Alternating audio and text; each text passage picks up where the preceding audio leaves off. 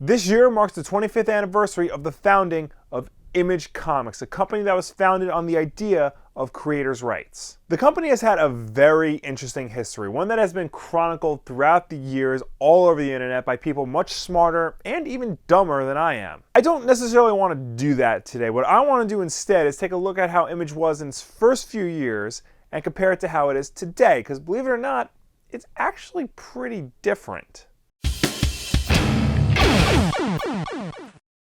Image Comics was formed in 1992 after several top artists at Marvel became fed up with how they were being treated over there. They wanted not only the credit they thought they deserved for creating so many popular characters and storylines, but also the creative freedom to write and illustrate what they wanted without the editors coming in butting heads with them. So they left and they formed Image Comics. Now there have been creator-owned comics and creator-owned comic publishers in the past, but never anything on a scale like this. It was specifically designed to be the next big publisher, specifically going after Marvel and DC, a place where creators can not only create however they want and whatever they want, but a place where they can get proper recognition and compensation for the work they do. And they had a great first few years with books like WildC.A.T.s, Spawn, Savage Dragon, Youngblood, and they attracted big name writers and artists, people like Alan Moore, Neil Gaiman, Frank Miller. But things unfortunately didn't last very long. There was a lot of infighting amongst the founders of Image.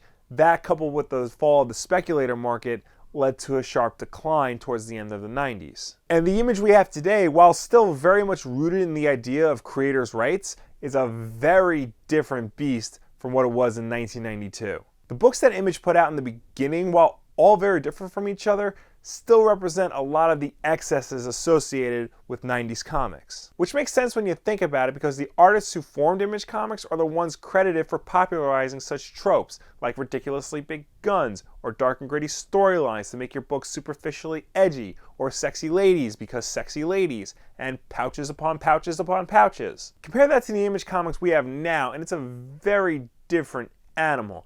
Image of today has a much larger variety of not only talent, but books that they put out. You have humor books like Sex Criminals, you have horror books like Witches, crime books like Killer Be Killed, space epics like Saga, feminist manifestos like Bitch Planet, all by a wide variety of writers and artists, each bringing their own unique voices to the marketplace. In fact, not much remains of the old Image Comics. Jim Lee sold off his Wildstorm imprint to DC, and subsequently all the books that were being published by Image under Wildstorm moved to that company. Rob Liefeld left due to the controversy surrounding his secondary imprint, Maximum Press, and Marc Silvestri and his Top Cow line separated from Image for quite the while. But that's not to say the old guard still isn't there. Marc Silvestri and Top Cow eventually did patch things up with Image and is now back under their umbrella. And with the exception of Jim Lee and Rob Liefeld, the original artists who formed the company are still there in top executive positions. And we're still getting some of the original books. Spawn and Savage Dragon are still getting new comics published to this day.